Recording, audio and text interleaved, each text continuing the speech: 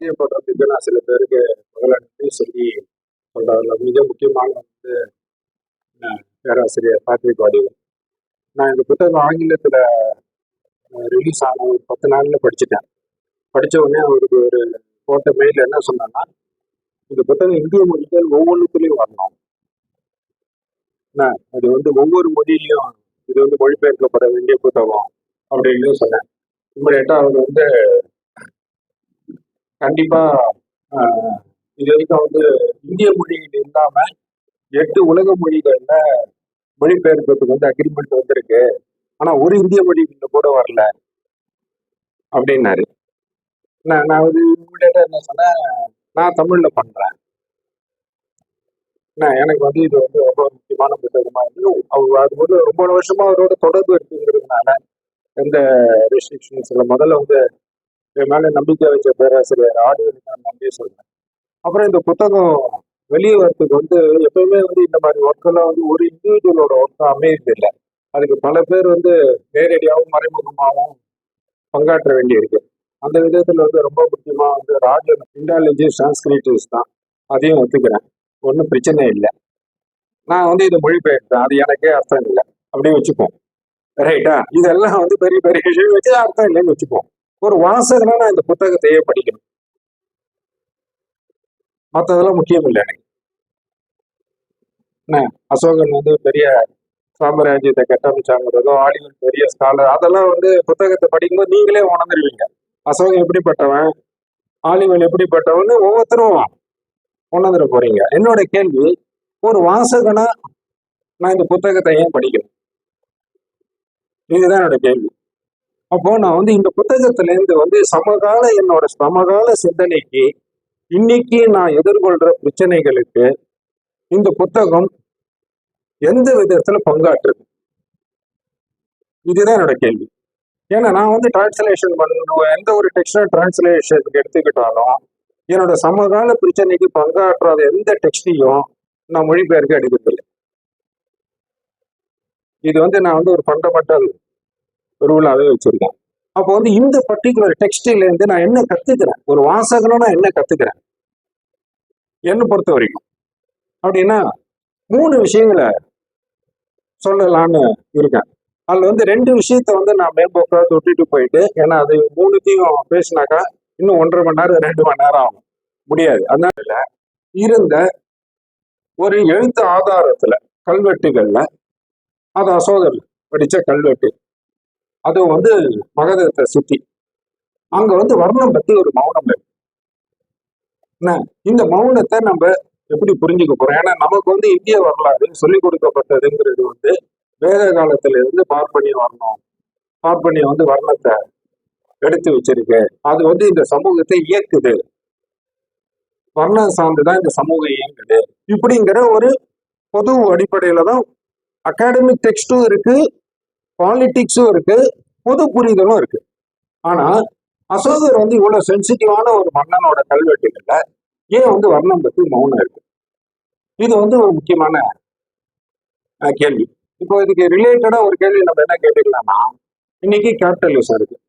Capitalism வந்து நம்ம என்ன நினைக்கிறோம், உலகம் முழுக்க இருக்கிற ஒவ்வொரு நுக்கல் கார்னர்ல பரவிடுச்சுன்னு நினைக்கிறோம் பேசும்போது.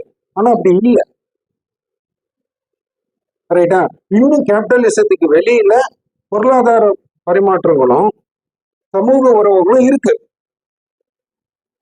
உலகத்துல இருக்கிற பல ஆய்வாளர்கள் வந்து கேபிட்டலிசம் முற்று முழுவதுமா வெற்றி பெறல, இன்னும் அதுக்கு வெளியில இருக்கிற இயக்கங்கள் இருக்கு அப்படிங்கிறாங்க. அதே மாதிரி பார்ப்பனிய கருத்தாடல்ங்கிறது வந்து அன்னைக்கு வர்ண கோட்பாடு ஒரு முற்று முழுவதுமான ஒரு கருத்தாய் நாம சொல்ற மாதிரி இல்லை. இந்தியா முழுக்க ஒரு பெரும் தாக்கத்துல இருந்த கருத்தா கிடையாது அப்படிங்கிற ஒரு விஷயத்த தான் அசோகரோட அந்த கல்வெட்டு மௌனம் வந்து நமக்கு எடுத்து வைக்கிறது. இன்னொரு முக்கியமான விஷயத்த ஒலிவல் வந்து இதுல குறிப்பிட்டதுன்னா, சமஸ்கிருதம் அல்லாத எந்த கல்வெட்டுகள்லயும் வர்ணம் பத்தி குறிப்பே இல்லை, தமிழ் கல்வெட்டுகள் உட்பட, ரைட்டா? அப்போ இது ஃபர்ஸ்ட் பாயிண்ட். அப்ப நம்ம வர்ணத்தை எப்படி பார்க்க போறோம்? இந்த சமூகம் வர்ணத்தால வழி நடத்தப்பட்டதுங்கிற ஒரு கருத்தாக்கத்தை நம்ம நிராகரிக்க வேண்டாம், ஆனா அதை வேறு விதமா அணுக வேண்டிய கட்டாயத்தை ஒளிவழி இந்த புத்தகத்துல உருவாக்குறாரு. இது எனக்கு ஒரு ஃபர்ஸ்ட் பாயிண்ட். ரெண்டாவது முக்கியமான பாயிண்ட் வந்து பிராமணா சர்மானாங்கிற ஒரு இணைச்சொல்ல அசோகர் பயன்படுத்துறாரு. பிராமணா சர்மானா அப்படின்னு. அது வந்து நம்ம வந்து இங்க வந்து தமிழ்ல சொல்லும்போது பார்ப்பன துறவிகள் இல்ல பார்ப்பன சர்மானர்கள்னு சொல்லலாம். ஆனா பிரச்சனை வந்து என்னன்னா, இந்த பார்ப்பனருங்கிற சொல் வந்து எதை குறிக்குது, யாரை குறிக்குது? நாம இன்னைக்கு சில பேர் பார்ப்பனர்கள்னு சொல்றோம்ல, பார்ப்பன குடும்பம், பார்ப்பனர்கள்னு சொல்றோம் இல்லையா, அதை குறிக்குதா? இந்த இடத்துல வந்து ஒளிவல் வந்து அது ஒளிவலோட ஆய்வு கிடையாது, வேற ஒரு ஆய்வாளரோட ஆய்வு. ஆனா அது ஒளிவல் வந்து ரொம்ப அற்புதமா பயன்படுத்திக்கிறாரு. அசோகர் கல்வெட்டுலதான் முதல் முறையா கிரகஸ்தன்கிற சொல் பயன்படுத்தப்படுது. ரைட்டா? கிரகஸ்தன்னா குடும்பஸ்தன். நம்ம பொதுவா புரிஞ்சுக்கிட்டு இருக்கிற அர்த்தத்துல கிரகஸ்தன்னா குடும்பஸ்தன். பார்ப்பனியத்தோட வேத டெக்ஸ்ட் வந்து ஒரு குடும்பஸ்தனை பிரதானப்படுத்துது. அதாவது ஒருத்தன் வந்து விமோசனம் அடையணும்னா 3 கடன்கள் அடைக்கணும். ஒன்று மூதாதையர்களுக்கான கடன், அதுக்கப்புறம் வந்து கடவுளுக்கான கடன். அது மாதிரி வந்து 3 கடன் அடைச்சாதான் அவன் சொர்க்கத்துக்குள்ள வந்து கொல்லி போடுறது அவனுக்கு. இதை பண்ணாதான் அவன் வந்து சொர்க்கத்துக்கு போக முடியும். அது குடும்பஸ்தனை பிரதானப்படுத்துறது. பார்ப்பனியம் வந்து குடும்பஸ்தனை பிரதானப்படுத்துறது. ஸோ பின்னாடி வந்தவங்க இந்த கிரகஸ்தன்கிற குடும்பஸ்தனை அர்த்தப்படுத்தும் போது வேதத்தில் இருக்கிற குடும்பஸ்தனும் பின்னாடி இருந்த குடும்பஸ்தனும் ஒன்னா மாறுது. அத ஏன்னா கிரகஸ்தன்கிற வார்த்தை பிராமணிக்கல் டெக்ஸ்ட்ல எதுலையுமே கிடையாது, அசோகருக்கு முன்னாடி கிடையாதுங்கிற பேட்டரி புரியும். ரைட்டா? அப்ப இந்த கிரகஸ்தன்கிறது என்ன அர்த்தத்துல அசோகர் பயன்படுத்தினார்னு பேட்டரி கொடிகள் இல்ல கேள்வி கேட்கிறாரு. அப்பதான் அவர் வந்து ரொம்ப பிரமாதமான ஒரு இன்டர்பிரேஷன் வேற ஒரு ஸ்காலர் தான் எடுத்து வந்து ரீட் பண்றாரு. என்ன வைக்கிறாருன்னா, சிரமணர்கள்ங்கிறவங்க ஒரு இடத்துல தங்காத துறவிகள், பார்ப்பன கிரகஸ்தன்கிறவங்க ஒரு இடத்துல தங்கிய துறவிகள். அப்ப இந்த கிரகஸ்தன்கிறது வந்து அந்த வார்த்தை வந்து வேற எங்கேயுமே கிடையாது. முதல் முறை அசோகரோட கல்வெட்டுல கிரகஸ்தன்கிற வார்த்தை உருவாக்கப்படுது. ரைட்டா? இது வந்து ரொம்ப ரொம்ப ஒரு முக்கியமான நுட்பமான ஒரு வாசிப்பு. ஓரிடத்தில் தங்கிய துறவி அப்படிங்கிறது. நான் இதனோட இம்ப்ளிகேஷன்ஸ் வந்து ஏராளம். இப்ப வந்து உதாரணத்துக்கு பௌத்த துறவிகள், பௌத்தத்தை பின்பற்றின வந்து உபாசகர்னு லேமன் வைத்து கொண்டவங்க உபாசகர்னு சொல்ற மாதிரி பார்ப்பனத்திலேயே இருந்திருக்கலாம். இந்த கிரகஸ்த பார்ப்பனர்களை பின்பற்றினவங்களே இருந்திருக்கலாம். ஆனா அவங்களை குறிக்கிறதுக்கான சொல் இல்லை. என்ன ஆனா இந்த கிரகஸ்த பார்ப்பனங்கிறவங்க வந்து ஒரு இடத்துல தங்கின துறவி அப்படிங்கிற அர்த்தத்தை அசோகரோட கல்வெட்டுகள்ல ஒளிவர் வந்து எடுத்து வைக்கிறாரு. இதுவும் ரொம்ப ஒரு முக்கியமான ஷிஃப்ட். நம்மளோட கடந்த காலத்தை நம்ம புரிஞ்சுக்கிறதுல மிக முக்கியமான ஷிஃப்ட். ஏன்னா எனக்கு பெரும் பெருமை என்னன்னா, என்னோட சன்னியாசம் தீண்டாமை வந்து இந்த அசம்ஷனை சார்ந்தது.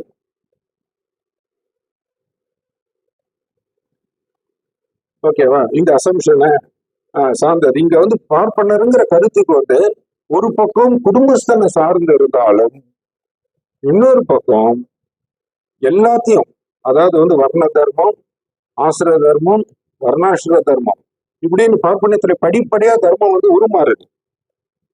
இதை எல்லாத்தையும் கடந்தவன உண்மையான பார்ப்பன அப்படிங்கிறதுதான் சங்கரரோட இன்டர்பிரேஷன்.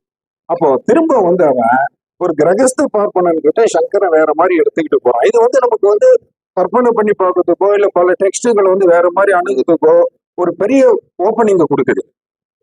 ரொம்ப ஒரு முக்கியமான ஒரு ஓப்பனிங்க கொடுக்குது. ஸோ அதை பத்தி பேசினா நம்ம உண்மையிலேயே மணிக்கணக்கா பேசலாம். அது அவ்வளவு பெரிய டாபிக். ஸோ இது வந்து ரெண்டாவது நான் தொட்டுட்டு போற விஷயம். மூணாவது வந்து மிக முக்கியமான விஷயம் வந்து பாசாந்தாக்களுக்கு இடையான உறவு, அதாவது வந்து மத பன்மையத்துவம். இப்ப இது ரொம்ப சுவாரஸ்யமான கேள்வி. நமக்கு வந்து இன்னைக்கு வந்து செக்குலரிசம்ங்கிறது வந்து இன்னைக்கு வந்து நம்ம வந்து கொண்டாடுற ஒரு கருத்தா இருக்கு. ரைட்டா? அதாவது வந்து மதவாதத்துக்கு எதிராக நம்ம செக்குலரிசத்தை வைக்கிறோம். இந்த செக்குலரிசங்கிற கருத்தோட அர்த்தம் என்ன? அதாவது வந்து நம்ம ஊர்ல என்ன அர்த்தங்கிறதுக்கு பின்னாடி வருவோம். அந்த கருத்து தோன்றின மேற்கத்திய சமூகத்துல அதுக்கு என்ன அர்த்தம் அப்படின்னா, அரசுல இருந்து மதத்தை பிரிச்சு வைக்கிறது. அரசு செயல்பாட்டுகள் இருந்து மதத்தை விலகி வைக்கிறது தான் செக்குலரிசம். இந்த கருத்து மேற்குல ஏன் வந்தது? மேற்குல இந்த செக்குலரிசங்கிற கருத்து வந்த போது அது பல மதங்களுக்கு இடையே மோதல் கொண்ட சமூகமா இருந்ததா? கிடையாது. உதாரணத்துக்கு வந்து கிறிஸ்தவத்துக்கும் இஸ்லாத்துக்கும் இல்ல கிரேக்க மத நம்பிக்கைகளுக்கும் கிரேக்க கடவுள் நம்பிக்கைகளுக்கும் கடுமையான யுத்தம் இருந்த காலகட்டத்துல இந்த செக்குலரிசங்கிற கருத்து தோன்றிச்ச மேற்குல? கிடையாது. அப்போ இந்த செக்குலரிசங்கிற கருத்து மேற்குல வந்து ஒரு குறிப்பிட்ட வரலாற்று சூழ்நிலையில ஒரு குறிப்பிட்ட சிக்கல்கள்ல உருவாகுது. அது என்ன அப்படின்னா, நம்ம அதுக்கு ரெண்டு வார்த்தையை வந்து நாம உன்னிப்பா எடுத்துக்க வேண்டியிருக்கு. ஒன்னு வந்து ரிலீஜியஸ், இன்னொன்னு செக்குலர். என்ன religious way of life, secular way of life அப்படின்னு ரெண்டு சொற்கள் இருக்கு. இதுல வந்து மேற்கத்தியத்துல கிறிஸ்துவ கத்தோலிக் பாதிரிமாரர்களோட வாழ்க்கை முறை இருக்குல்ல, அவங்க ஒரு துறவியா வாழறாங்கல்ல. புராட்டஸ்டன்ட்ல துறவி கிடையாது, கத்தோலிக்ல துறவிகள் உண்டு. அந்த துறவி வாழ்க்கையை தான் ரிலீஜியஸ் வே ஆஃப் லைஃப்னு சொன்னாங்க. மற்றவங்களோட லைஃப் எல்லாம் செக்குலர் வே ஆஃப் லைஃப். ரைட்டா?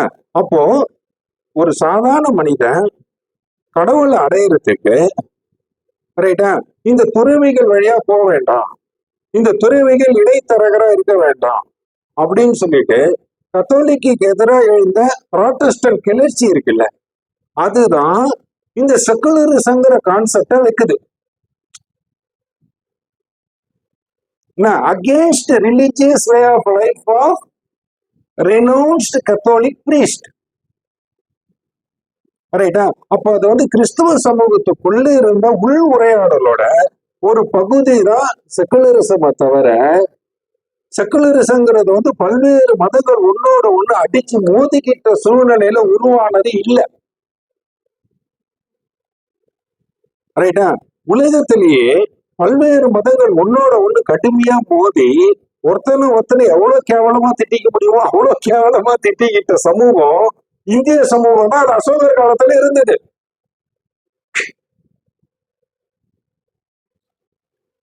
ரைட்டா? அப்போ அசோகர் வந்து இந்த பாசந்தாக்களுக்கான உறவை வச்சுக்கும் போது அவர் வந்து கோ எக்ஸிஸ்டன்ஸ் ஆஃப் ரிலிஜன்ங்கிற கான்செப்ட வைக்கிறாரு.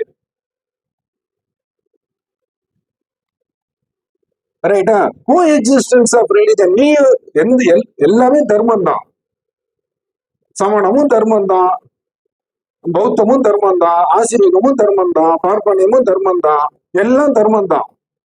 ஆனா இத மோதலா மாத்தாதீங்க, ஒருத்தருக்குள்ள உரையாடுங்க, ஒருத்தர்கிட்ட இருந்து ஒருத்தர் கத்துக்குங்க.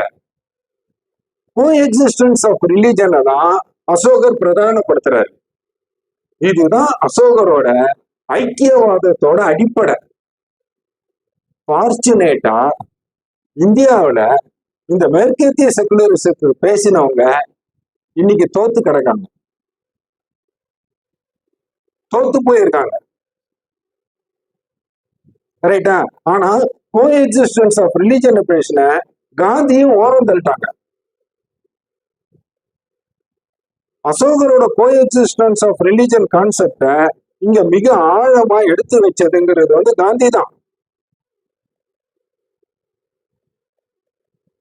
எப்படி அசோகர் வந்து ஒரு பௌத்தரா இருந்தாலும் எல்லாத்தையும் வந்து இணைஞ்சு வாழறதுக்கான ஒரு கோட்பாட்டை வைக்கிற பக்குவத்தை கொண்டு இருந்தாரோ, அதே போல காந்தி தன்னை இந்துவா வரையறுத்துக்கிட்டாலும் எல்லாம் கோ எக்ஸிஸ்ட் ஆகிறதுக்கான அடிப்படையை திரும்ப திரும்ப கொண்டு வச்சவரு. அப்போ காந்தி தான் இந்த மரபுல ஊறி இருக்கிற ஒரு விதமான மத நல்லிணக்க கூரை எடுத்து பிடிச்சவரை தவிர செக்குலரிசம் பேசின இடதுசாரிகளோ மற்றவங்களோ இல்ல.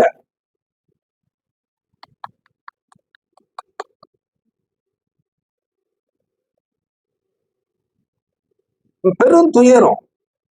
நம்மளோட எவ்வளவு பெரிய ஸ்ட்ரகிள், இவ்வளவு மதங்கள் எந்த நாட்டுல இங்க மோதி இருக்கு, ஒவ்வொன்றும் பெரிய தத்துவ மரபை கொண்டது. நீங்க இதை நிராகரிங்க, அதை நிராகரிங்க, இதை தூக்கி படிங்க, அதை தூக்கி படிங்க. அசோகர் மாதிரி எனக்கும் கவலை இல்லை. ஆனா எவ்வளவு பெரிய தத்துவங்களை ஒவ்வொன்றும் உருவாயிருக்கு. பௌத்தம் எடுத்தா அது ஒரு கடல், சமணம் எடுத்தா அது ஒரு கடல், ஆசிரியம் ஒரு கடல், பார்ப்பனிய ஒரு கடல். இப்படி எங்கெங்க இருந்திருக்கு, இவ்வளவு பெரிய ஸ்ட்ரகிள் எங்கெங்க நடந்திருக்கு. அப்போ செக்குலரிசத்துக்கான தந்தை நாமளா தானே இருக்க முடியும், அவனா இருக்க முடியும். அப்ப செக்குலரிசத்தோட தந்தை அசோகர்.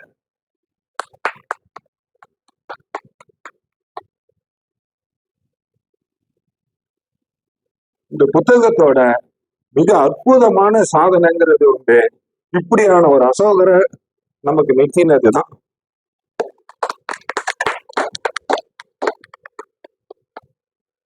இதுக்கு மேல நீங்க ஒளிவன் சொல்றதை கேளுங்க, இதுக்கு மேல அசோகரோட கல்வெட்டுல அசோகர் சொல்றதை கேளுங்க, அதோட உரையாடுங்க, அதை அனுபவிங்க.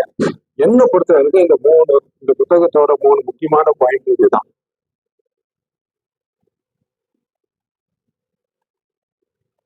நன்றி, வணக்கம்.